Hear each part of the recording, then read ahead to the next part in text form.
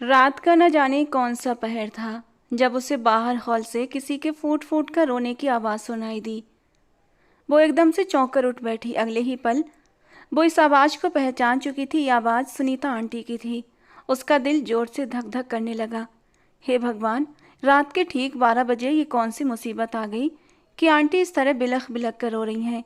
गले में जल्दी से दुपट्टा डालते हुए वो कमरे का दरवाज़ा खोलकर बाहर भागी। सामने का दृश्य देखकर वो सन्न रह गई। पूरा घर हॉल में जमा था, यहाँ तक कि उसके मम्मी पापा भी आ चुके थे। दिल पर हाथ रखती वो लड़खड़ाते कदमों से आगे बढ़ी। मम्मा, क्या हुआ? सब ठीक तो है ना? उसकी आवाज़ घबराहट से कांप रही थी। तभी गरिमा जी ने आगे बढ़कर उसे सीने से लगा लिया। हिम्मत से काम लेना मेरी बच्ची, हिम्मत से काम लेना। गरिमा जी रोते हुए बोल रही थीं, मगर अपनी बात पूरी न कर सकीं। अभी शादी को कितने ही दिन हुए थे, सिर्फ 2 महीने, और उनकी बेटी विधवा हो गई थी। मम्मा प्लीज़ बताइए तो सही, आखिर हुआ क्या है? जबकि गरिमा जी रोते हुए सोफे पर ढह गईं, वो बदहवास सी सुनीता आंटी की तरफ दौड़ी।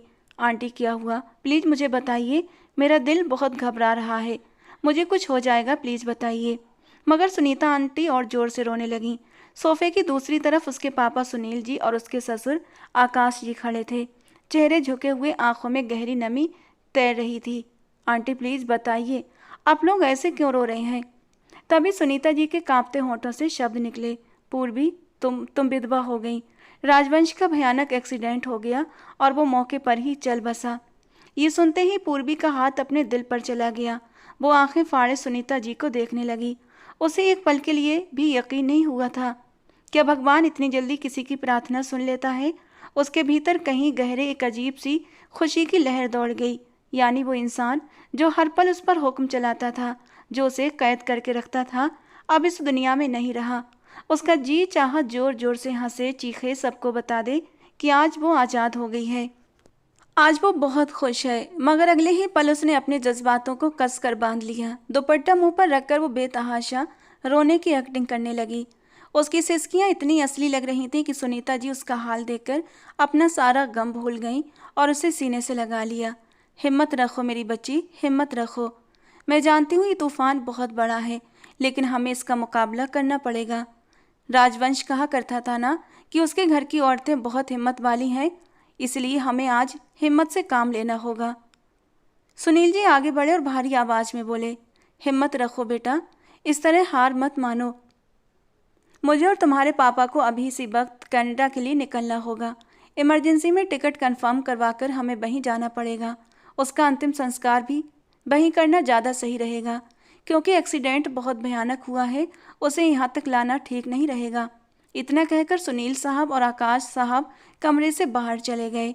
उनके जाते ही वो तीनों एक दूसरे से लिपटकर फूट फूट कर रोने लगीं। रात की लगभग 3 बजे वो अपने कमरे में आई। जो आंसू वो इतनी देर से दुनिया के सामने बहा रही थी, अब उनके सूखते ही उसके चेहरे पर अजीब सी चमक फैल गई। अब वो जी भरकर खुश होने लगी, खुशी से झूमने लगी। ओ गॉड, मुझे तो बिल्कुल भी यकीन नहीं हो रहा कि मैं आज़ाद हूँ। आज मैं सच में आज़ाद हो गई हूँ। अब कोई मुझे कैद नहीं कर सकता। मुझे अब भी विश्वास नहीं हो रहा कि मैं आज़ाद हो गई हूँ। उसे कैद करने वाला इंसान अब इस दुनिया से चला गया था और उसके दिल में खुशी का सैलाब उमड़ पड़ा था। वो शायद दुनिया की पहली लड़की थी जो अपने पति की मौत पर इस तरह दीवानों की तरह खुश हो रही थी। कमरे के अंदर उसकी आज़ादी का जश्न था, जबकि उसी कमरे के बाहर राजवंश के माँ बाप का रो रो कर बुरा हाल था। मगर उसे इसकी कोई परवाह नहीं थी। उसे तो बस अपनी उस आज़ादी से मतलब था जो अब उसे बिना किसी रोक टोक के मिलने वाली थी। वो पागलों की तरह खुश होती हुई कमरे में इधर से उधर घूम रही थी। अब मैं अपने सपने पूरे कर सकती हूँ। अब मैं खुलकर जी सकती हूँ। जी भरकर इस माहौल में सांस ले सकती हूँ। मुझे कोई भी रोकने टोकने वाला नहीं है। उसकी आवाज़ बार बार कमरे में गूंज रही थी। इधर उधर टहलते हुए वो थक गई तो थक कर बेड पर धड़ाम से गिर पड़ी कि तभी अचानक राजवंश का चेहरा उसकी आंखों के सामने घूम गया। वही गहरी चमकती आंखें। एक पल के लिए उसके दिल में एक अजीब सा दर्द उठ गया, जैसे किसी बड़े नुकसान का एहसास हुआ हो। क्या वो सच में चला गया? उसे खुद पर अब भी यकीन नहीं हो रहा था।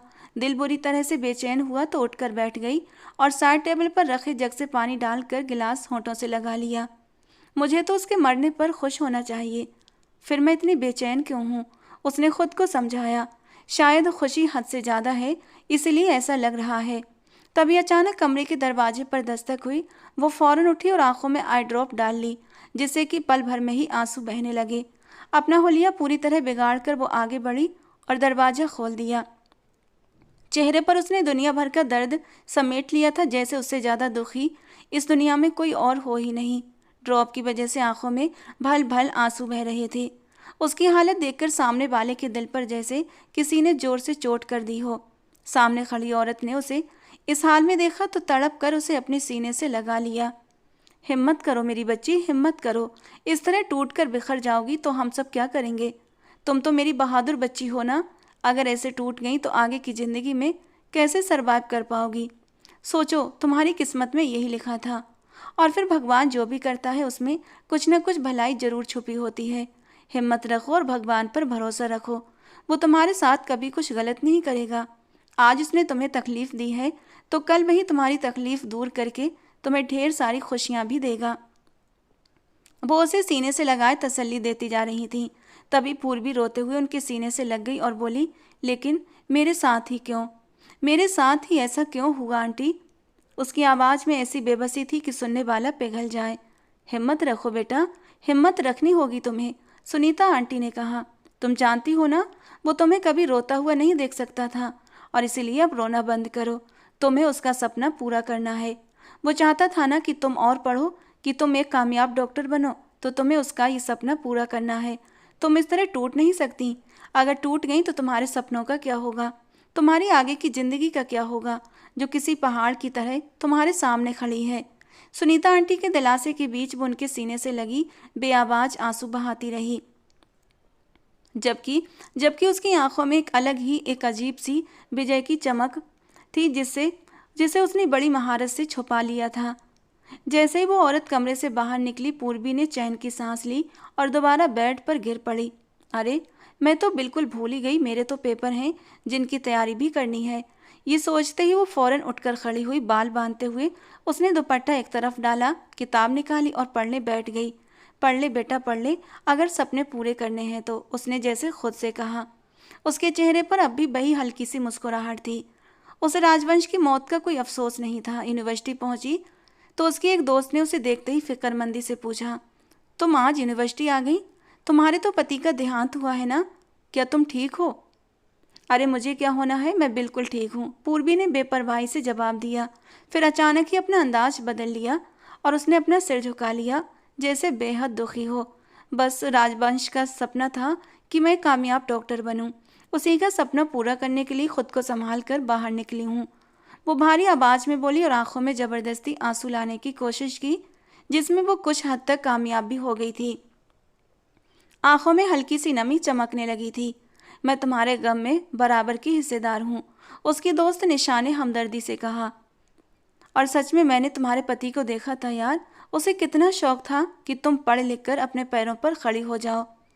डॉक्टर बनने का उसका सपना उसकी आंखों में जुनून बनकर चमकता था।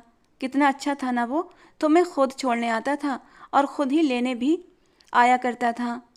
पूर्वी ने बस हाँ में सिर हिला दिया और क्लास की ओर बढ़ गई। थोड़ी थोड़ी देर के बाद कोई ना कोई आकर उससे अफसोस जताने लगा, जिससे कि वो अब बुरी तरह ऊब चुकी थी।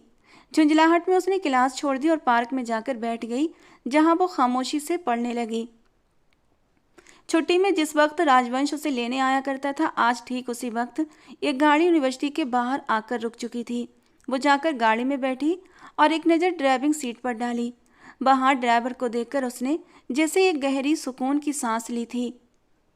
चलो काका, जल्दी चलो, उसने कहा और गाड़ी घर की तरफ रवाना हो गई। ड्राइवर बार बार बैक व्यू मिरर से पूर्वी को देख रहा था। क्या हुआ काका, आप इस तरह मुझे क्यों देख रहे हैं? पूर्वी ने हैरानी से पूछा। कुछ नहीं मैडम जी, ड्राइवर ने कहकर नज़रें सामने कर ली और खामोशी से उसे घर पहुंचा दिया। पूर्वी घर के अंदर दाखिल हुई और सीधा अपने कमरे में बंद हो गई। जब से उसकी शादी राजवंश से हुई थी, वो हर पल सहमी रहती थी।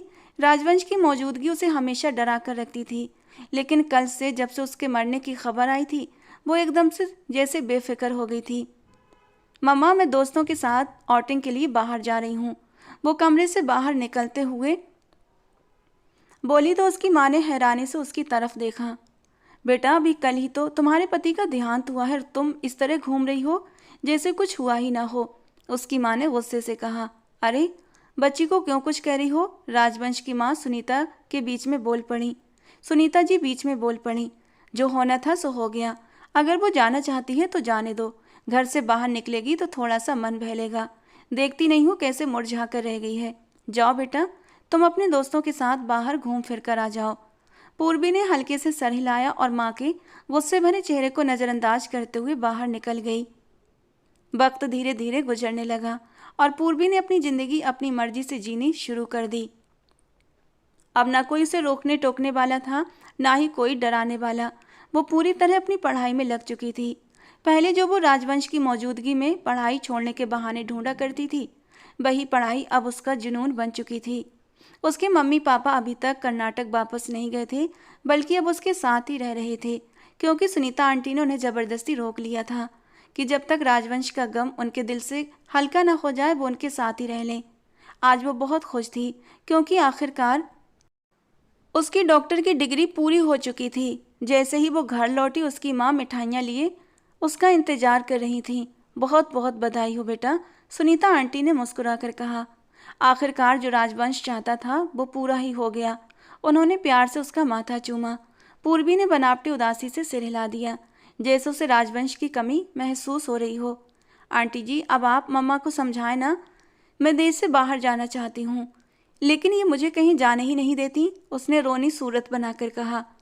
वो जानती थी कि सुनीता आंटी उसकी माँ को मना सकती हैं। मैं इस मामले में कोई बहस नहीं चाहती पूर्वी, ये कहकर पूर्वी की माँ अपने कमरे की तरफ बढ़ गईं। सुनीता जी ने उसे सीने से लगाते हुए कहा, तुम फिक्र मत करो मेरी बच्ची, मैं बात करूंगी। तुम्हारे अंकल कमरे में तुम्हारा इंतजार कर रहे हैं, जाओ जाकर उनसे मिल लो। पूर्वी मुस्कुराते हुए अपने कमरे में दाखिल हुई, जहां उसके पापा और आकाश अंकल पहले से मौजूद थे। दोनों उठकर उसके गले लगे। बहुत बहुत बधाई हो बेटा, हम कब से तुम्हारा इंतजार कर रहे थे, उसके पापा ने मोहब्बत से कहा। तो फिर आप नीचे क्यों नहीं आए थे?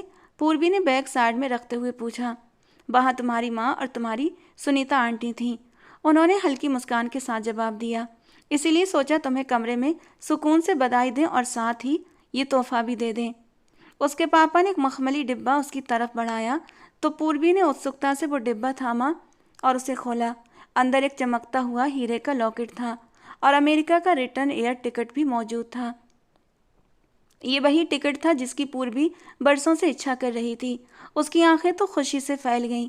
उसे लगा जैसे उसकी आज़ादी पर आखिरी मोहर लग गई है, मगर वो इस बात से बेखबर थी कि तकदीर ने उसके लिए कोई और ही जाल बुन रखा है, जिसमें वो उलझ कर रह जाने वाली थी और उसे निकलने का उसके पास कोई रास्ता नहीं था। थैंक यू सो मच पापा। मैं आपको बता नहीं सकती कि आपने मेरे लिए क्या किया है। वो टिकट को देखकर खुशी से चहक उठी। मेरी बेटी कोई ख्वाहिश करे और मैं पूरी न करूं, ऐसा हो सकता है कभी? उसके पापा ने कहकर उसके माथे को प्यार से चूम लिया। अंकल जी, आपको तो कोई ऐतराज नहीं ना कि मैं देश से बाहर जा रही हूँ? पूर्वी ने आकाश जी से पूछा तो आकाश साहब, जो कि उसके ससुर होने से पहले उसके पापा के बहुत अच्छे दोस्त भी थे और उसे सगी बेटियों की तरह मानते थे, एकदम से खुश होते हुए आगे बढ़े और बोले, मुझे क्या ऐतराज हो सकता है मेरा बेटा? अगर तुम्हारी यही ख्वाहिश है और ये पूरी हो रही है तो मैं तो बहुत खुश हूँ। बस तुम्हारी खुशी मेरे लिए सब कुछ है और मुझे कुछ नहीं चाहिए। हमारे लिए हमेशा से तुम और राजवंश दोनों ही बहुत अहमियत रखते थे। जब से राजवंश गया है हम बहुत डर गए हैं, इसीलिए बस चाहते हैं कि तुम्हें हमेशा खुश रखें और किसी तरह की तकलीफ न होने दें। हाँ, पहले हमने तुम्हारे साथ ज्यादती की थी कि तुम्हारी शादी ज़बरदस्ती राजवंश से करवाई। बस उसी गलती की भरपाई के लिए हम चाहते हैं कि तुम अपनी आगे की ज़िंदगी में खुश रहो और तुम्हारी कोई भी ख्वाहिश अधूरी न रहे। हमें मालूम होता कि राजवंश की ज़िंदगी इतनी कम लिखी है तो हम तुम्हारी शादी कभी अपने बेटे से न करवाते। उन्होंने अफसोस से कहा। अंकल जी, आप प्लीज़ उदास ना हो, आज तो खुशी का दिन है, राजवंश भी हमें देख रहे होंगे। अगर आप इस तरह उदास होंगे तो उन्हें अच्छा नहीं लगेगा। पूर्वी ने फौरन अपने अंकल के सीने पर सर टिका दिया। उसके अंकल ने सर हाँ में हिलाया और उसके सर पर प्यार से हाथ रख दिया। अच्छा, ऐसा करो, अब तुम आराम करो, परसों तुम्हारी फ्लाइट है, अपनी तैयारी पूरी कर लेना। उन्होंने पूर्वी के सर पर हाथ रखकर उसे ढेर सारा प्यार और आशीर्वाद दिया और फिर दोनों कमरे से निकल गए। उनके जाते ही पूर्वी ने दरवाज़ा अच्छे से लॉक किया। टिकट को खुशी के मारे चूम लिया। वो टिकट ऊपर हवा में लहराते गोल गोल घूमती रही। वाह, मेरे तो सपने पूरे होने वाले हैं। मुझे यकीन नहीं आ रहा कि ये सब कुछ इतना आराम से और बिना किसी अड़चन के हो रहा है। मुझे तो उम्मीद ही नहीं थी कि मेरा ये वाला सपना पूरा हो सकता है। मुझे तो लगा था कि उस खड़ूस के साथ मुझे अपनी पूरी ज़िंदगी ऐसे ही गुजारनी पड़ेगी। लेकिन भगवान जी, आप जो करते हैं ना, अच्छा ही करते हैं।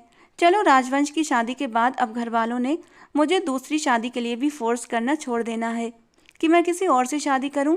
अब मैं अपनी ज़िंदगी खुलकर जी सकती हूँ। न शादी की टेंशन, न घर वालों का प्रेशर। उसने खुशी से एक याहू का नारा मारा और बेड पर गिरकर इधर उधर कलाबाजियाँ खाने लगी। थोड़ी देर के बाद उठी और अपना बैग निकाला। ये उसका बहुत बड़ा सपना था कि वो देश के बाहर जाकर रहे। बहुत पहले से ही उसने बाहर जाने की सारी तैयारियां करना शुरू कर दी थी। जो जो सामान उसने अपनी लिस्ट बनाकर रखी थी, सारा सामान बैग में डालना शुरू कर दिया। अगला पूरा दिन बेहद बिजी गुजरा था। वो अपने दोस्तों से मिलने गई, सबसे मुलाकात की और रात में घर वालों के साथ समय बिताया। पहले तो उसकी माँ अमेरिका जाने की इजाज़त देने के बिल्कुल खिलाफ थी, लेकिन जब पूर्वी की सास ने उन्हें प्यार और समझदारी से समझाया तो वो मान गई। पूर्वी हैरान थी, जो माँ कुछ देर पहले उसे देश से बाहर भेजने के नाम पर सख्त नाराज थी, वो इतनी जल्दी राजी कैसे हो गई। मगर उस वक्त वो अपनी खुशी में इतनी मगन थी कि ज़्यादा सोचने को उसने सही नहीं समझा। मामा, आप लोग मुझे छोड़ने नहीं चल रहे? जैसे ही गाड़ी पोर्च में आकर रुकी, पूर्वी ने पलटकर अपने माँ बाप से पूछा। नहीं बेटा, ड्राइवर है ना, वही तुम्हें एयरपोर्ट तक छोड़ देगा। तुम बस अपना ख्याल रखना। उसकी माँ ने आगे बढ़कर एक बार फिर उसके माथे को चूम लिया। पूर्वी ने हामी में सर हिलाया। घर के सब लोगों से मिलकर वो गाड़ी में बैठ चुकी थी और ड्राइवर ने गाड़ी एयरपोर्ट की ओर मोड़ दी। एयरपोर्ट घर से लगभग 1 घंटे की दूरी पर था। पूर्वी पूरी रात इस खुशी में सो नहीं पाई थी कि वो सुबह देश से बाहर जा रही है। जैसे ही गाड़ी ने रफ्तार पकड़ी, उसकी आंखें भारी होने लगीं और न जाने कब वो गहरी नींद में चली गई। जब उसकी आंख खुली तो उसने खुद को एक नरम मुलायम बिस्तर पर पाया। वो हड़बड़ाकर उठ बैठी और आसपास देखा।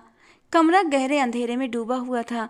ड्राइवर काका, आप कहाँ हैं और मैं यहाँ कैसे आ गई? उसने हैरानी और डर से आवाज़ लगाई। तभी उसे महसूस हुआ जैसे सामने रखे सोफे पर कोई बैठा है। अंधेरे में उसे उस इंसान की चमकती हुई आंखें साफ दिखाई दे रही थीं और उनकी लगातार घूरती हुई नजरें पूर्वी को बुरी तरह डरने पर मजबूर कर रही थीं। तुम यहाँ बिल्कुल सेफ हो, एक भारी मर्दाना आवाज़ कमरे में गूंजी। डर से पूर्वी की आंखें फैल गईं। वो उस आवाज़ को पहचानने की कोशिश करने लगी, मगर उसका दिमाग साथ नहीं दे रहा था। वो तो एयरपोर्ट जाने के लिए निकली थी, फिर यहाँ कैसे पहुँच गई? मुझे घर जाना है। वो बेड से उतरते हुए लगभग चीख पड़ी। बस यही समझ लो कि अब यही तुम्हारा घर है। इतना कहकर वो इंसान कमरे से बाहर निकल गया। उस पल पूर्वी को घर से अकेले निकलना अपनी ज़िंदगी की सबसे बड़ी भूल लगने लगी। उसने दोनों हाथों से अपना सिर थाम लिया और धड़ाम से वापस बैठ गई। उसके साथ ये क्या हो रहा था, उसे कुछ भी समझ नहीं आ रहा था। न जाने कितना वक्त बीत चुका था। उसके पास ना तो मोबाइल था और ना बैग। उसे तो एयरपोर्ट जाना था। अगर उसकी फ़्लाइट मिस हो गई तो वो अपना सपना कभी पूरा नहीं कर पाएगी। यह आदमी कौन है? मुझे यहाँ क्यों लेकर आया है और मेरे साथ क्या करेगा? सवालों का सैलाब उसके दिमाग में उमड़ने लगा और आंखों से आंसू बहने लगे।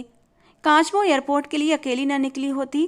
काश कोई उसके साथ होता तो शायद वो आज एयरपोर्ट पर होती, इस अनजानी जगह पर कैद नहीं। अब तो वो अपने ही देश में किसी अनजान जगह पर कैद हो चुकी थी और कुछ भी करने में बुरी तरह असमर्थ थी। उसने खुद को संभालने की कोशिश की, आंसू पोंछे और कमरे में इधर उधर नज़र दौड़ाई। चारों तरफ घुप अंधेरा था, कुछ भी साफ दिखाई नहीं दे रहा था। वो हड़बड़ाकर दरवाजे की ओर भागी और उसे खोलने की कोशिश की, मगर सब बेकार था। दरवाज़ा बाहर से लॉक था। उसे अपनी बेवकूफ़ी पर गुस्सा आने लगा। जब वो इंसान उसे यहाँ तक ला सकता था तो उसे आज़ाद कैसे छोड़ देता? वो दरवाज़ा अच्छी तरह बंद करके गया था। पूर्वी दरवाजे को जोर जोर से पीटते हुए रोने लगी। दरवाज़ा खोलो। तुम कौन हो? मुझे यहाँ से जाने दो। देखो, अगर तुम्हारी मेरे घर वालों से कोई दुश्मनी है तो उनका सामना करो, खुलकर उनके सामने जाओ। मुझे बीच में क्यों ला रहे हो? वो चीखती रही, गिड़गिड़ाती रही, मगर बाहर खड़े इंसान पर उसकी आवाज़ का कोई असर नहीं हुआ।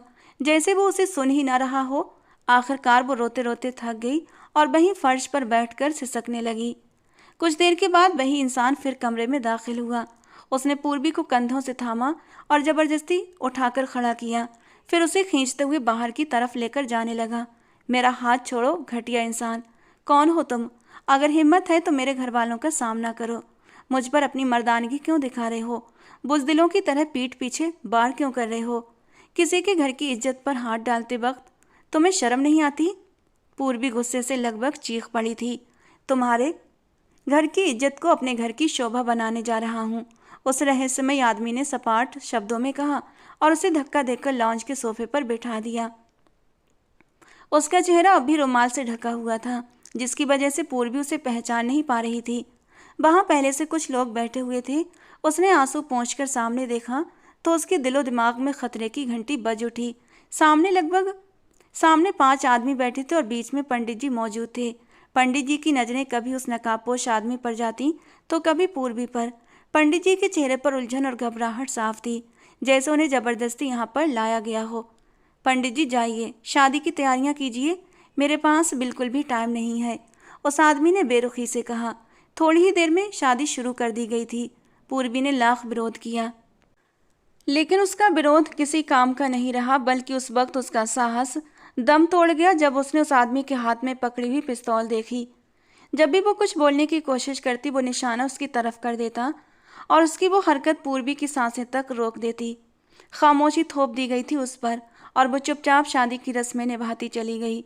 मौत के डर और बंदूक की नोक पर पूर्वी ने खामोशी से सारी रस्में पूरी की थी। शादी पूरी होते ही वो आदमी आगे बढ़कर पंडित जी के सामने खड़ा हो गया, उनसे हाथ मिलाया।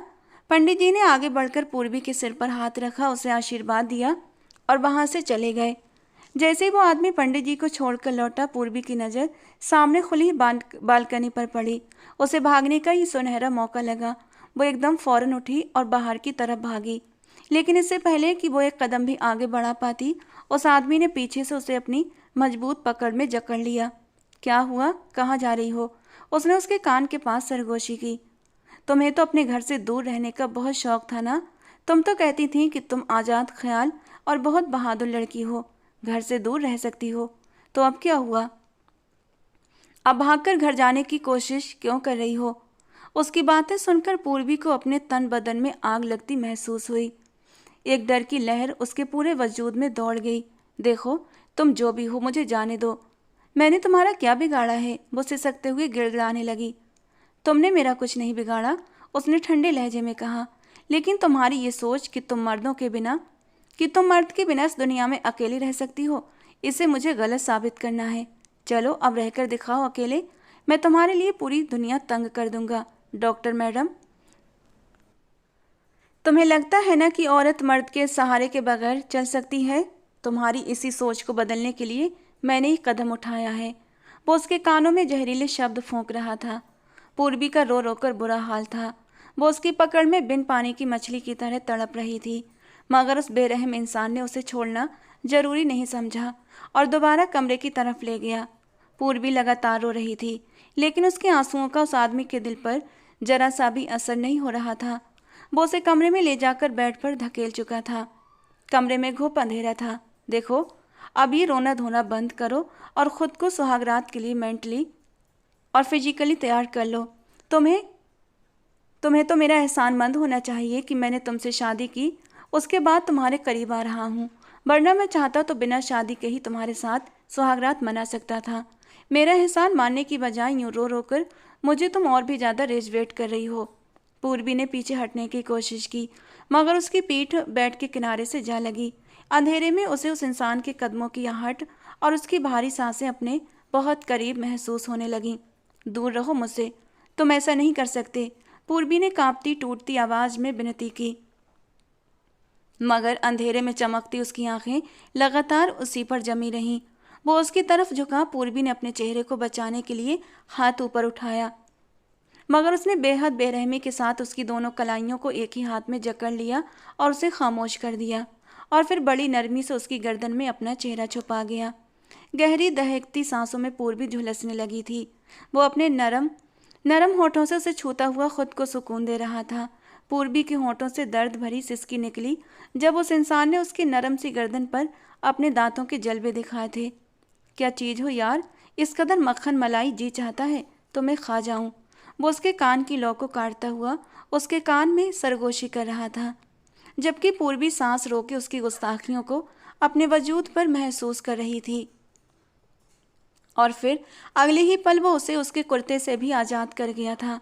अब वो उसके नरम से पेट पर हाथ फेरता धीरे धीरे ऊपर की ओर जा रहा था, जबकि पूर्वी बेबस बेड पर लेटी हुई थी। जब उसके हाथ उसकी नरम धड़कनों पर आए तो उसने सांस रोक ली थी। वो बिना के ऊपर से ही उसकी नरम धड़कनों के गोल उभारों को अपने हाथों से धीरे धीरे सहलाते हुए महसूस कर रहा था। कोई इतना खूबसूरत कैसे हो सकता है जितनी तुम हो।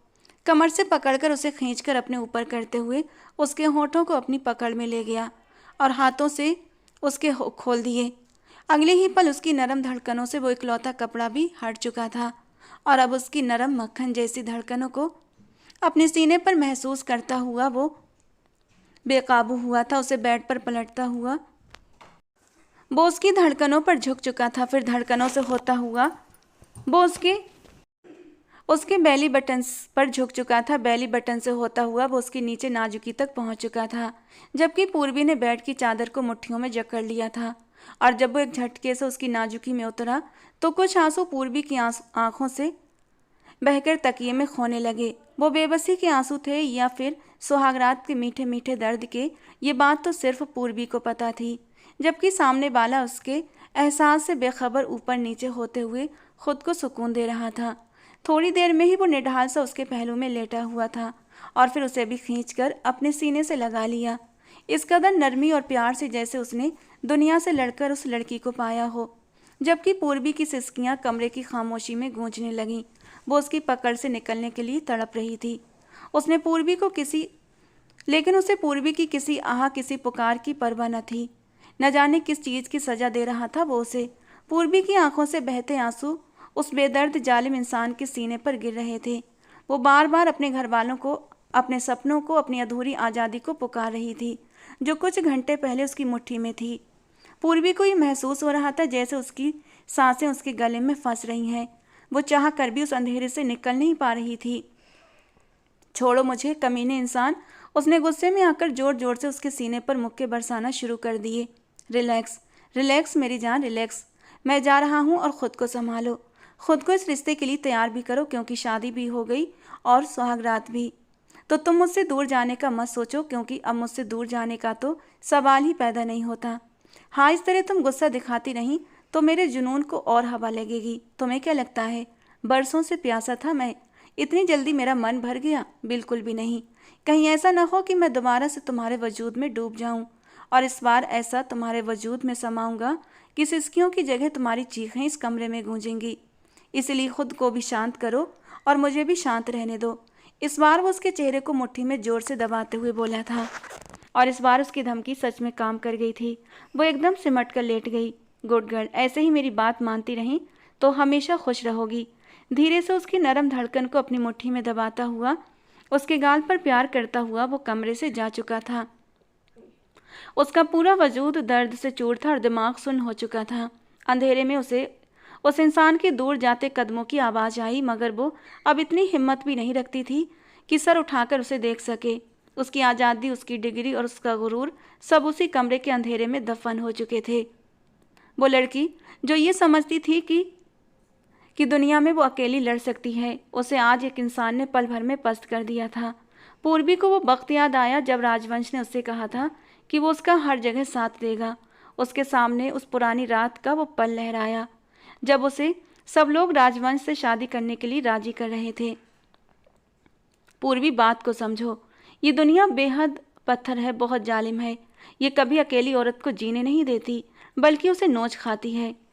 मैं हूं ना तुम्हारे साथ, मैं वादा करता हूँ हर जगह तुम्हारे साथ रहूँगा, हर वक्त तुम्हारा साथ निभाऊंगा। राजवंश ने उसे समझाने वाले अंदाज में नरमी से कहा। नहीं, झूठ मत बोलो, मुझे नहीं रहना आपके साथ और ना ही मुझे आपसे शादी करनी है। पूर्वी पूरी ताकत से चीख पड़ी थी। अगले ही पल पूर्वी की माँ ने आगे बढ़कर उसके मुंह पर एक जोरदार थप्पड़ दे मारा। बस चुप, एकदम चुप, एक शब्द भी और नहीं निकलना चाहिए। तुम्हारी शादी राजवंश से ही होगी और कल ही होगी, बस बात खत्म, कहकर वो गुस्से में कमरे से बाहर निकल गईं, जबकि उनके पीछे बाकी सब लोग भी चले गए थे। थोड़ी देर के बाद राजवंश भी जा चुका था। पीछे पूर्वी तन्हा रोती रह गई। देख लेना, मैं इस घर से दूर रहकर दिखाऊंगी कि लड़कियां मर्द के बिना भी रह सकती हैं। वो दीवानों की तरह चीख चीख कर बोल रही थी। राजवंश जो बाहर खिड़की के पास खड़ा उसे देख रहा था, उसके ये शब्द सुनकर अपने होंठ भींच कर रह गया। उसकी आंखों में एक अजीब सी सख्ती उतर आई थी। वो खामोशी से वहां से चला गया। पूर्वी के माँ बाप को राजवंश में कोई बुराई नहीं दिखी और उन्होंने इस रिश्ते पर हाँ की मोहर लगा दी। पहले वो लोग मंगनी करने का इरादा रखते थे, लेकिन पूर्वी की जिद को देखते हुए सीधे शादी का कार्यक्रम बना दिया गया। लेकिन पूर्वी भी अपने मन की एक थी। कहने लगी, अगर आप लोग जबरदस्ती मेरी शादी करेंगे तो मेरी भी एक शर्त है। मैं शादी तो कर लूँगी, लेकिन जब तक मेरा दिल राजवंश को स्वीकार नहीं करेगा, मैं उसके कमरे में नहीं रहूँगी। मैं अलग कमरे में रहूँगी। सब लोग हैरत से उसे देखने लगे, लेकिन फिर ये सोचकर उसकी बात मान ली कि शादी हो जाने के बाद धीरे धीरे उसका दिल खुद ही राजवंश की ओर झुकने लगेगा। और इस तरह शादी के बाद उसकी विदाई भी हो गई, लेकिन वो राजवंश के कमरे में एक दिन के लिए भी नहीं रुकी। विदाई के फौरन बाद से ही वो अलग कमरे में रहने लगी थी। शादी के बाद राजवंश अकेले कमरे में रहता था और उसके दिन कैसे गुजरते थे इस बात से पूर्वी को कोई मतलब नहीं था। उसने सोच लिया था कि कुछ महीनों के बाद वो राजवंश से तलाक लेकर हमेशा हमेशा के लिए उसकी ज़िंदगी से चली जाएगी। उसका सपना डॉक्टर बनने का था, लेकिन ज़िंदगी ने उसे यहाँ लाकर खड़ा कर दिया था। अब उसने पढ़ाई छोड़ने का इरादा कर लिया था और जब ये बात राजवंश को पता चली तो वो सीधा उसके कमरे में पहुँच गया। बहुत कर ली तुमने अपनी मनमानी, बस बहुत हो गया। अब दुनिया की पहली पत्नी हो तुम, जो शादी के बाद अलग कमरे में रह रही हो। उसके बावजूद भी मैंने तुमसे कुछ नहीं कहा, लेकिन अब ये पढ़ाई न करने की कौन सी बेकार सी जिद लगा रखी है तुमने। हाँ तो क्यों करूँ पढ़ाई? जिंदगी का सबसे बड़ा सपना ही मेरा चूर चूर हो गया तुम जैसे आदमी से शादी करके, तो बाकी सपनों की क्या अहमियत रह जाती है। ऐसा कौन सा जुल्म कर दिया मैंने तुम्हारे साथ जो तुम मुझसे इतनी नफरत करती हो? तुम्हारी सबसे बुरी बात जो मुझे लगती है यही है कि तुम्हें लगता है ये समाज तुम मर्दों का है, हम लड़कियां तुम्हारे बिना कुछ भी नहीं हैं। तुम मुझ पर हुक्म चलाते हो, मुझे अपनी जागीर समझते हो और इसीलिए मैं तुमसे नफरत करती हूँ, सख्त नफरत। वो गुस्से से मुंह फेर कर बोली। खुद के लिए इतनी नफरत महसूस करके राजवंश उसे देखता रह गया। बेबसी से मुट्ठियाँ भींचते हुए वो कमरे से बाहर निकल गया। और फिर अगले ही दिन पूर्वी को पता चला कि वो कनाडा जा चुका है। पूर्वी को एक अजीब सा सुकून महसूस हुआ। अभी उसे कनाडा गए कुछ ही दिन हुए थे कि उसके मरने की खबर आ गई। पूर्वी को लगा कि अब सब कुछ ठीक हो जाएगा, लेकिन उसे कहाँ पता था कि एक मुसीबत से निकलकर वो दूसरी मुसीबत में फंस जाएगी। पूर्वी वापस प्रेजेंट में लौट आई थी। आज पहली बार उसे शिद्दत से राजवंश की याद आई और दिल से ये दुआ निकली, काश काश वो वापस आ जाए। लेकिन वो तो जा चुका था, हमेशा हमेशा के लिए वो इस दुनिया से चला गया था। ये सच जानकर पूर्वी रोने लगी। एक ही रात में उसे समझ आ गया था कि वो गलत थी। वो बिना किसी सहारे के अकेले इस दुनिया में नहीं चल सकती थी। वो तो अपने ही देश में अकेली सुरक्षित नहीं थी, तो भला दूसरे देश जाकर कैसे सुरक्षित रह पाती। वो अब सिर्फ अपनी बेबसी पर रोए जा रही थी। अपनी जिद और हठ धर्मिता अब उसे याद आ रही थी और वो कुछ भी नहीं कर सकती थी। रोते रोते न जाने कब उसकी आंख लग गई और वो सो गई। पूर्वी की आंख खुली तो वो अभी भी रात वाली हालत में लेटी हुई थी। उसने हिम्मत करके उठकर फ्रेश हुई और वापस आकर बेड पर बैठ गई। थोड़ी ही देर में वही इंसान कमरे में दाखिल हुआ, पूर्वी के पास आया और बड़े ही प्यार से उसके चेहरे पर आए बालों को पीछे करते हुए उसके माथे पर मोहब्बत भरा स्पर्श बिखेर दिया। पूर्वी ने हैरानी से उसकी ओर देखा। कल तक जो उसका दुश्मन बना हुआ था, वो अचानक इतना मेहरबान और नरम दिल क्यों हो रहा था? ऐसे मत देखो, मैं अपने जज्बातों पर कंट्रोल नहीं रख सकता। बहुत मुश्किल से इतना वक्त खुद को तुमसे दूर रखा है पूर्वी। वो बोलते हुए जबरदस्ती उसे अपने सीने से लगा गया और अपना चेहरा उसके कंधे पर टिका दिया, जबकि पूर्वी पत्थर बनी हैरत से उसे देख रही थी। वो क्या कह रहा था कि उसने खुद को पूर्वी से दूर रखा? आखिर कौन था ये इंसान जो इस कदर प्यार से उससे बात कर रहा था? पूर्वी अब हर सूरत उसका चेहरा देखना चाहती थी।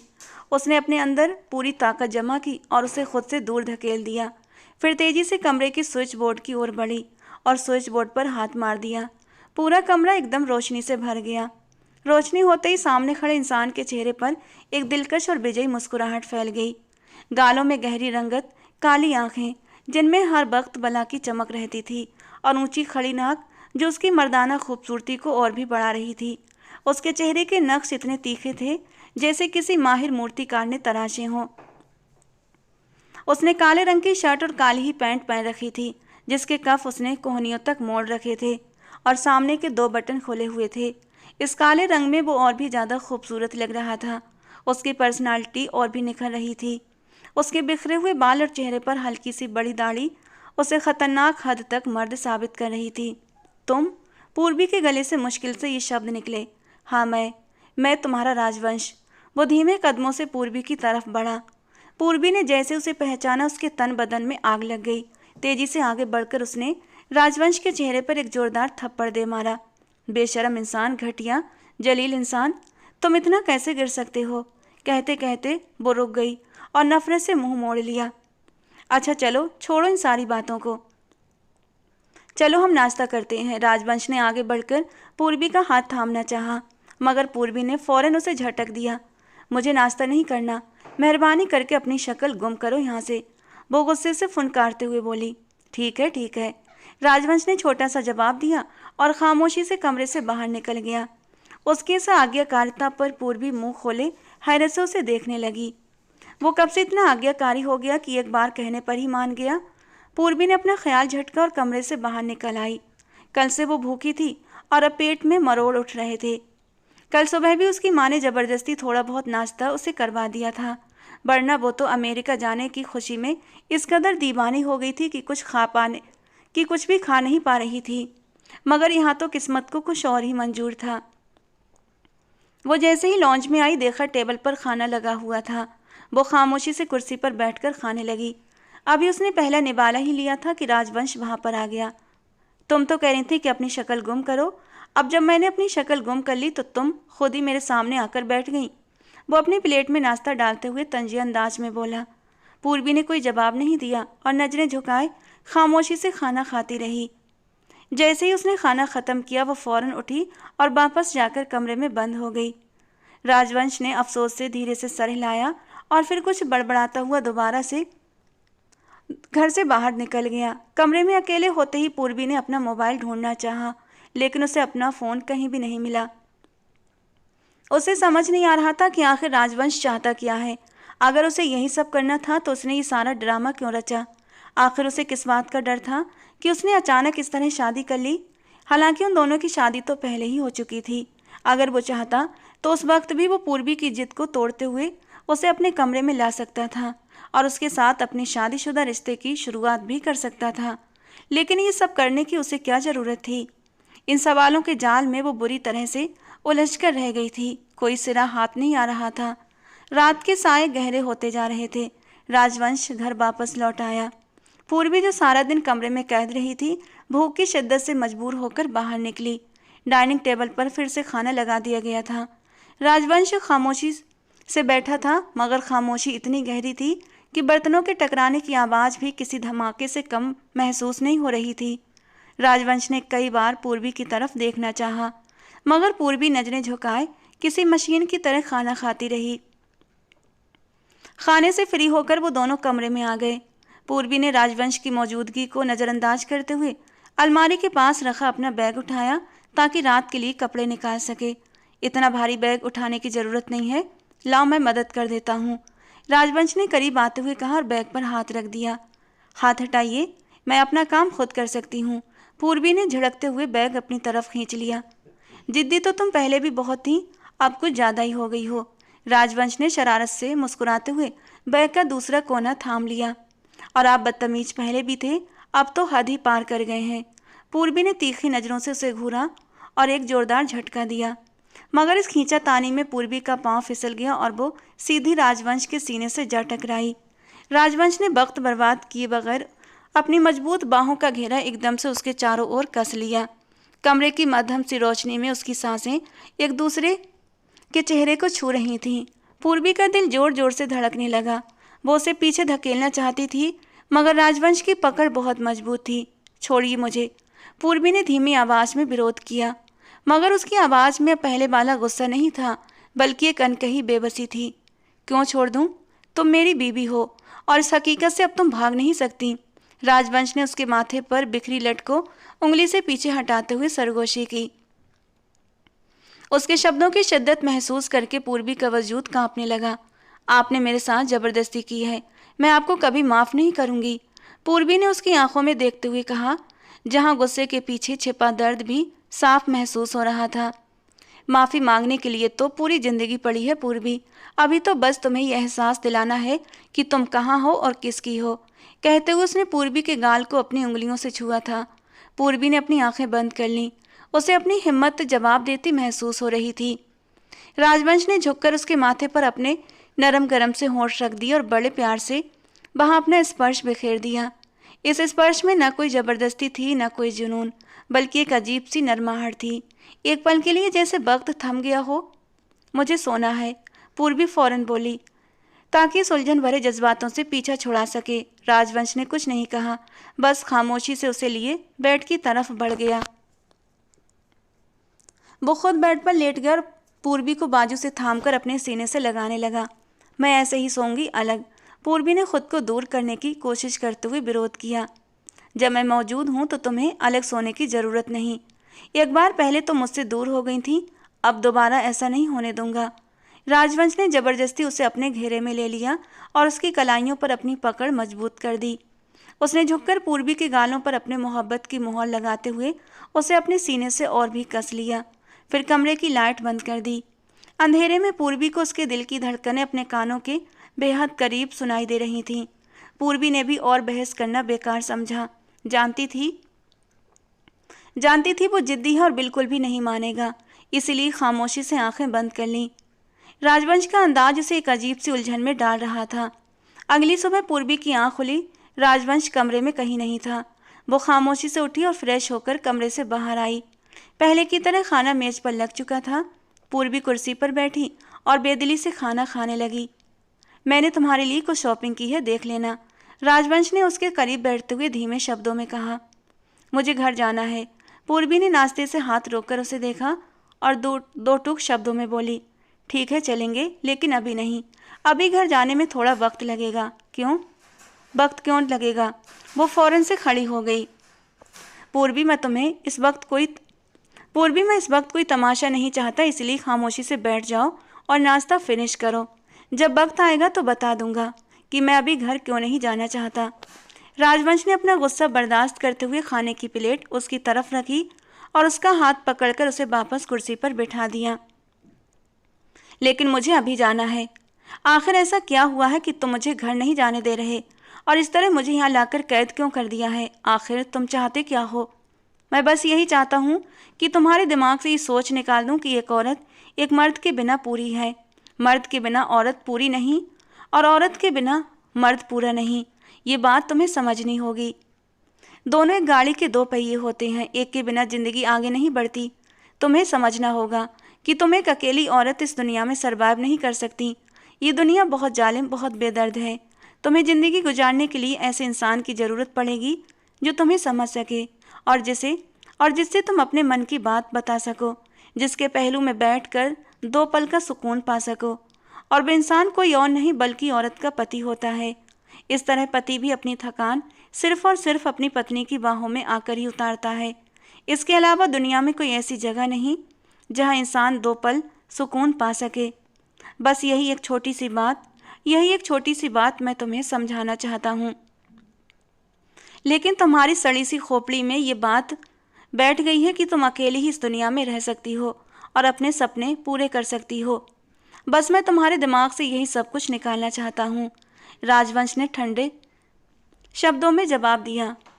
निकाल दिया ना? अब मुझे समझ आ गई है कि औरत मर्द के बिना कुछ नहीं है और सिर्फ मर्द के पाँव की जूती है। अब इससे आगे तुम मुझे और क्यों समझाना चाहते हो? वो गुस्से से बोली। राजवंश ने आगे बढ़कर पूर्वी को बड़ी नरमी से अपने बाहों के घेरे में ले लिया। मेरा ये मतलब हरगिज नहीं था कि औरत पाँव की जूती है। हाँ, वो दुनिया के मर्दों के साथ कदम से कदम मिलाकर चल सकती है, लेकिन इसका मतलब ये नहीं कि वो मर्द के बिना अपनी इतनी लंबी जिंदगी बसर कर सकती है। उसके बिना सुरक्षित रह सकती है। ये दुनिया हैवानों से भरी है पूर्वी, जो औरत को नोचने में वक्त नहीं लगाते। पूर्वी ने तुनक कर कहा, मैं सब समझ चुकी हूँ, अब मुझे घर जाना है। तुम ये बात अभी अच्छे तरीके से नहीं समझी हो।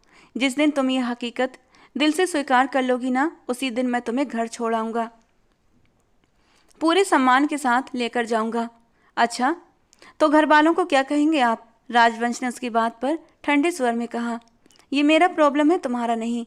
मुझे पता होना चाहिए कि तुम घर वालों को क्या बताओगे, ताकि मैं खुद को मानसिक तौर पर तैयार कर सकूं कि इस झूठ में तुम्हारा साथ कैसे देना है। बराबर का जवाब देकर पूर्वी राजवंश के गुस्से को हवा दे रही थी। मैंने तुमसे कहा ना कि जब वक्त आएगा तब बताऊंगा। फिलहाल मेरे सामने बेकार में चीखने चिल्लाने की कोई ज़रूरत नहीं। अगर तुमने अब और बहस की तो याद रखो, तुम राजवंश का पुराना रूप देखोगी। उसने पूर्वी की आंखों में आंखें डालकर गुस्से से वार्निंग दी। हाँ, बस मेरे साथ ज़बरदस्ती ही कर सकते हैं। आप मुझ पर ज़बरदस्ती अपने फैसले थोप सकते हैं। मैं जानती हूँ आप यही कर सकते हैं। आपको और आता ही क्या है? औरत को दबाकर रखना और उसे उसकी औकात में रखना। राजवंश ने बहुत अच्छे तरीके से कहा, नहीं, तुम गलत समझ रही हो पूर्वी, मैं बिल्कुल सही समझ रही हूँ। अभी आपने मुझे जितना बेबस महसूस करवाया है ना, शायद ही जिंदगी में किसी ने करवाया हो। अब मैं जान चुकी हूँ कि वाकई मर्द के बिना औरत पूरी नहीं है, और मर्द के साथ औरत बिल्कुल भी सुरक्षित नहीं है। ये बात मैं बहुत अच्छे तरीके से समझ चुकी हूँ। सो प्लीज़ मुझे और कुछ समझाने की ज़रूरत नहीं है। मुझे घर जाना है और इस अनचाहे रिश्ते से आज़ादी चाहिए। राजवंश के चेहरे पर एक कड़वी मुस्कुराहट आई। इस रिश्ते से तुम सिर्फ मरकर ही आज़ाद हो सकती हो। जाओ, इजाज़त है, मर जाओ, अगर तुम मुझसे आज़ादी चाहती हो। वो ये कहकर पलटा और नाश्ता करने बैठ गया। पूर्वी पांव पटकती हुई कमरे में चली गई, जबकि राजवंश ने गहरी नज़र उसके जाते हुए वजूद पर डाली और फिर बिना बिना कुछ कहे वापस नाश्ते की ओर मुड़ गया। नाश्ते की मेज पर हुई उस कड़वाहट के बाद शाम ढले राजवंश कमरे में दाखिल हुआ। उसके चेहरे पर थकान और आंखों में गहरी चिंता थी। पूर्वी उसे देखते ही रुख मोड़कर बैठ गई, मगर राजवंश उसके करीब आकर एक फाइल मेज पर रख गया। अगर तुम घर जाना चाहती हो तो मेरी एक शर्त है। उसकी आवाज़ पहले जैसी कड़क नहीं थी, बल्कि उसमें एक अजीब सी बेबसी थी। पूर्वी ने पलटकर उसे देखा। कैसी शर्त? तुम्हें अगले 1 महीने तक मेरी वफादार बीवी बनकर रहना होगा। अगर तुमने 1 महीना ये साबित कर दिया कि तुम अब समझदार हो गई हो, तो मैं खुद तुम्हें तुम्हारे पापा के घर छोड़ आऊँगा। पूर्वी ने हैरत से उसे देखा। उसे महसूस हुआ कि राजवंश के शब्दों में वो पुरानी वाली जीत की चमक नहीं थी। वो कुछ उलझा हुआ और कुछ परेशान सा दिखाई दे रहा था। उसने खामोशी से सिर झुका लिया, मगर उसके दिमाग में सवालों का एक समंदर उठ रहा था कि आखिर उसका अंदाज अचानक कैसे बदल गया। रात के पिछले पहर पूर्वी की आंख खुली तो उसने देखा कि बेड की दूसरी तरफ राजवंश मौजूद नहीं था। वो दबे कदमों कमरे से बाहर निकली। टेरेस का दरवाज़ा खुला था, जहाँ से राजवंश की धीमी मगर टेंशन से भरी आवाज़ आ रही थी। वो फ़ोन पर किसी से बात कर रहा था। मैंने कहा ना, उसे अभी कुछ भी पता नहीं चलना चाहिए। अगर उसे मालूम हो गया ना तो वो टूट जाएगी। राजवंश की आवाज़ काँप रही थी। ये सुनकर पूर्वी का दिल जैसे सीने में अटक गया। वो वहीं दीवार की ओट में सिमट गई। वो लोग दुश्मन सिर्फ मेरे नहीं हैं, सिर्फ मुझे ही मारना नहीं चाहते, बल्कि मुझे कमज़ोर करने के लिए पूर्वी के भी पीछे लगे हुए हैं। मैं उसे अमेरिका जाने से नहीं रोकता तो वो अब तक मेरी नज़रों से दूर जा चुकी होती और उन लोगों की पकड़ में होती। मुझे उसे अगवा करना पड़ा ताकि दुनिया की नज़रों में वो गायब हो जाए, वरना मैं उसे कभी ज़बरदस्ती यहाँ नहीं लाता। वो मुझसे नफरत करती है और शायद करती रहेगी। राजवंश ने गहरी सांस ली और बेचैनी में अपनी उंगलियां बालों में फंसा ली। मैं बहुत परेशान हूँ, हालात मेरे काबू से बाहर हो रहे हैं। जबकि पूर्वी ये सुनकर पत्थर बन गई। वो जैसे अपनी कैद और राजवंश का इंतकाम समझ रही थी। वो दरअसल उसकी जान बचाने का खतरनाक खेल खेल रहा था। लेकिन आखिर उसे कोई क्यों मारना चाहता था? उसकी आंखों में आंसू बहने लगे। उसे राजवंश की परेशानी का एहसास हुआ तो उसके दिल में छुपी नफरत धीरे धीरे ढलने लगी। वो इंसान जो उसके सामने पहाड़ बना खड़ा था, अंदर से कितना टूटा हुआ और अकेला था, यह आज पूर्वी ने पहली बार महसूस किया था। वो वापस पलट गई और अपने कमरे में आकर बिस्तर पर लेट गई और सोने की अदाकारी करने लगी। थोड़ी देर के बाद राजवंश कमरे में आया और पूर्वी के पास बैठ गया। फिर उसने उसका हाथ अपने हाथों में थाम लिया और उसके हाथ को ऊपर उठाते हुए उस पर अपने होंठ रख दिए। फिर उसके बराबर में लेटते हुए उसे अपनी बाहों के घेरे में लेकर आंखें बंद कर लीं, जबकि पूर्वी सांस रोककर उसके नरम एहसास को महसूस करती रही। अगली कुछ रातें भी राजवंश इसी तरह गुजार गया। वो देख रही थी कि कैसे वो इंसान रातों को जाग कर उसकी सुरक्षा करता है और दिन भर परेशानियों के बोझ तले दबे रहने के बावजूद उसके सामने सामान्य बने रहने की कोशिश करता है। पूर्वी ने फैसला कर लिया था कि वो अब उसकी मुश्किलें और नहीं बढ़ाएगी। सुबह जब राजवंश नाश्ते की मेज पर आया तो वो ये देखकर हैरान रह गया कि पूर्वी ने न सिर्फ उसकी पसंद का नाश्ता खुद तैयार किया था, बल्कि वो मुस्कुराकर उसका इंतजार भी कर रही थी। तुमने ये सब क्यों किया? राजवंश ने कुर्सी खींचते हुए उलझन से पूछा। आपकी शर्त याद है ना? मुझे 1 महीने तक अच्छी बीवी बनकर दिखाना है। मैं तो बस वही शर्त पूरी कर रही हूँ। पूर्वी ने नजरें झुकाकर झूठ बोला। हालांकि उसके दिल में अब ये शर्त नहीं थी, बल्कि जज्बात बोल रहे थे। राजवंश को लगा कि शायद वो घर जाने के लालच में ऐसा कर रही है, इसलिए उसने भी ज़्यादा सवाल नहीं किए।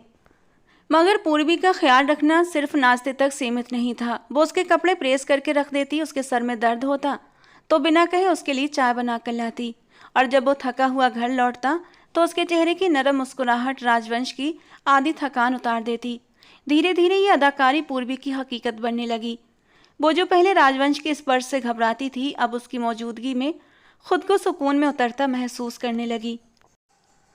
एक रात जब राजवंश फाइल रखकर सो गया तो पूर्वी ने करीब आकर बहुत प्यार से उसके बालों में हाथ फेरा। आप इतने भी बुरे नहीं हैं जितना मैं समझती थी, वो धीमी आवाज में बड़बड़ाई। राजवंश को लग रहा था कि पूर्वी उसकी शर्त मानकर अपनी आज़ादी की तरफ कदम बढ़ा रही है, मगर वो इस बात से बेखबर था कि पूर्वी अब उससे दूर जाने के लिए नहीं, बल्कि उसके दिल में जगह बनाने के लिए ये सब कुछ कर रही थी। वो डॉक्टर जो कभी मर्द के बिना जीने के दावे करती थी, अब इस मर्द की मोहब्बत में बुरी तरह से गिरफ्तार हो चुकी थी, जिसे वो अपनी जिंदगी का सबसे बड़ा पाप समझती थी। आज उसी के सपने सजा रही थी। चलो तुम्हें बाहर कहीं घुमा कर लाता हूँ। घर में बंद पड़े पड़े तुम बोर हो गई होगी। इतना समय हो गया है तुम्हें यहाँ आए हुए, एक बार भी तुम बाहर नहीं निकली हो।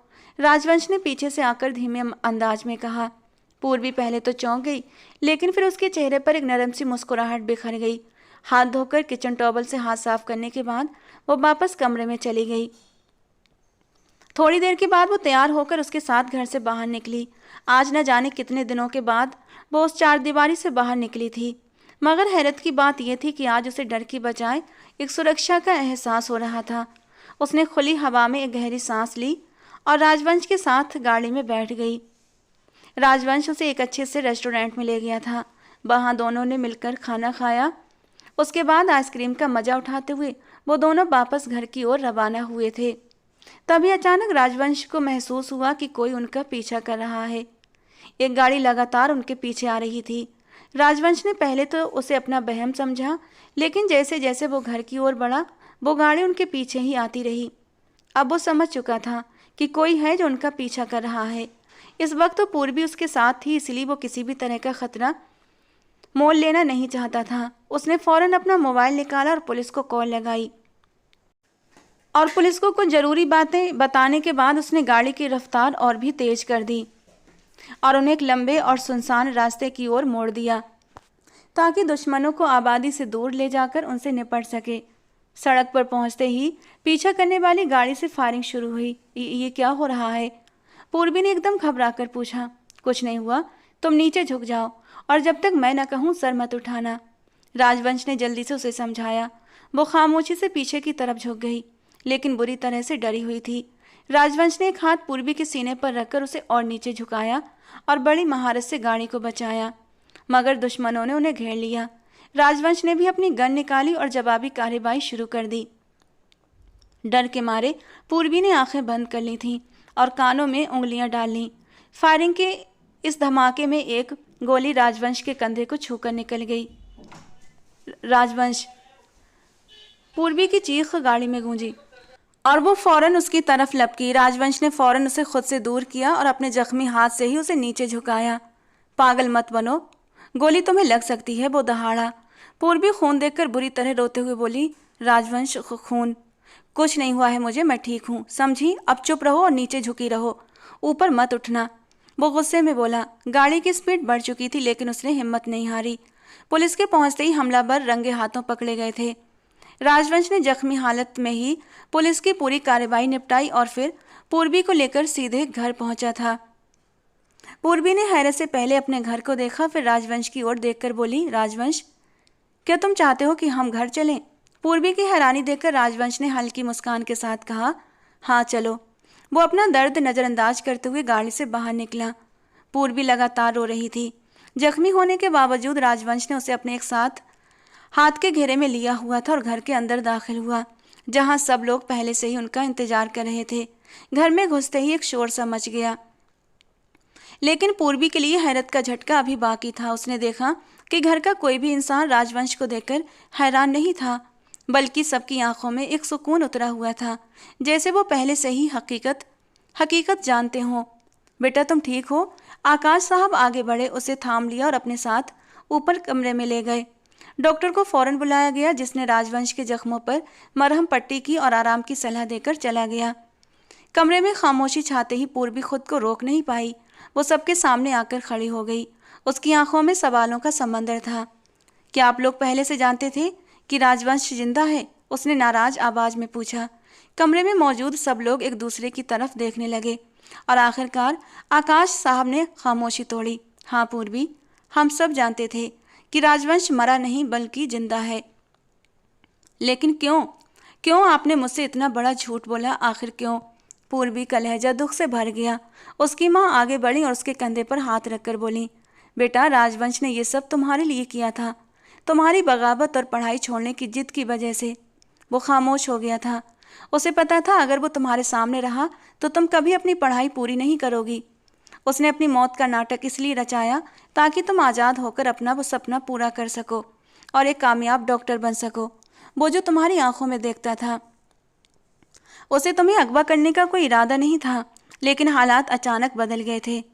हालात बदल गए थे? क्या मतलब? पूर्वी ने उलझ कर पूछा। राजवंश ने बेड से टेक लगाते हुए धीमी आवाज में कहा, पूर्वी, दुश्मन सिर्फ मेरे नहीं थे, तुम्हारे पापा के एक पुराने कारोबारी दुश्मन ने तुम्हारी जान लेने की योजना बनाई थी। उसे पता था कि तुम मेरी सबसे बड़ी कमजोरी हो, इसलिए वो तुम्हें अमेरिका जाते वक्त रास्ते में अगवा करके ख़त्म करना चाहता था ताकि वो मुझसे और तुम्हारे पापा से बदला ले सके। राजवंश ने गहरी सांस ली और आगे बोला, गिरीश बहुत ख़तरनाक इंसान है। मेरे पास तुम्हें बचाने का बस एक ही तरीका था कि मैं तुम्हें खुद अगवा कर लूँ और दुनिया की नज़रों से तुम्हें गायब कर दूँ ताकि गिरीश तुम्हें ढूंढ न सके। मैंने ये सब तुम्हारी जान बचाने के लिए किया था। पूर्वी की आंखों से आंसू बड़ी ही तेजी से बहने लगे। वो जिसे अपनी कैद समझ रही थी वो उसकी कैद नहीं थी, दरअसल उसकी ज़िंदगी की हिफाजत का घेरा था। राजवंश ने अपनी मोहब्बत को कुर्बान करके खुद को मुर्दा करार दिया और उसे वो मकाम दिलवाया जिसकी वो तमन्ना करती थी, और फिर अपनी जान खतरे में डालकर उसे भयानक अंजाम से बचा लिया था। पूर्वी ने धीरे से राजवंश के करीब जाकर उसका हाथ थाम लिया। उसकी सारी शिकायतें, सारा गुस्सा उसकी कुर्बानी के सामने ढेर हो चुका था। मुझे माफ़ कर दो वंश, मैं आपको पहचानने में बहुत बड़ी गलती कर चुकी हूँ। राजवंश ने मुस्कुराकर उसका हाथ दबाया। डॉक्टर मैडम, अब हम सेफ हैं और अब तुम्हें कहीं भी जाने की कोई ज़रूरत नहीं है। उसकी बात पर वो दिल की गहराई से मुस्कुराई थी। मेरा बेटा ठीक है और अब वो घर पर है। अब बस जल्दी से इनकी विदाई की तैयारी करो, आखिर कब तक अलग अलग कमरों में रहते रहेंगे? राजवंश की माँ ने कहा। तो राजवंश ने अपने बालों में हाथ घुमाया। पूर्वी का अचानक ही दिल खराब होने लगा और वो वॉशरूम की तरफ भागी और उल्टी करने लगी, जबकि पूर्वी की माँ और राजवंश की माँ एक दूसरे की ओर हैरत से देखने लगीं। चलो भाई, विदाई छोड़ो, रिसेप्शन की तैयारी करते हैं, आकाश साहब ने मुस्कुराकर कहा, और फिर वो लोग वहाँ से निकल गए। अरे कहाँ गए सब लोग? पूर्वी कमरे में आकर बोली। क्या हुआ, तुम ठीक हो? राजवंश ने उसे अपने पास आने का इशारा किया। हाँ मैं ठीक हूँ। पूर्वी उसके पास आकर बैठ गई। राजवंश ने उसे अपने सीने पर लिटा लिया और उसके बालों में हाथ फेरने लगा। तुम्हें दर्द होगा, पूर्वी ने बोला। नहीं, मैं सुकून में हूँ, तुम भी आराम करो, राजवंश ने कहा। तो पूर्वी ने आंखें बंद कर लीं। अब उसे कोई गम नहीं था, बल्कि दिल में ढेरों सुकून उतर चुका था। तो दोस्तों, आज की हमारी कहानी आपको कैसी लगी कमेंट बॉक्स में ज़रूर बताना। पसंद आई हो तो प्लीज़ लाइक करना। ऐसी और रोमांटिक कहानियों के लिए हमारे चैनल को सब्सक्राइब करना। मिलते हैं दोस्तों अगली किसी नई और रोमांटिक सी कहानी के साथ।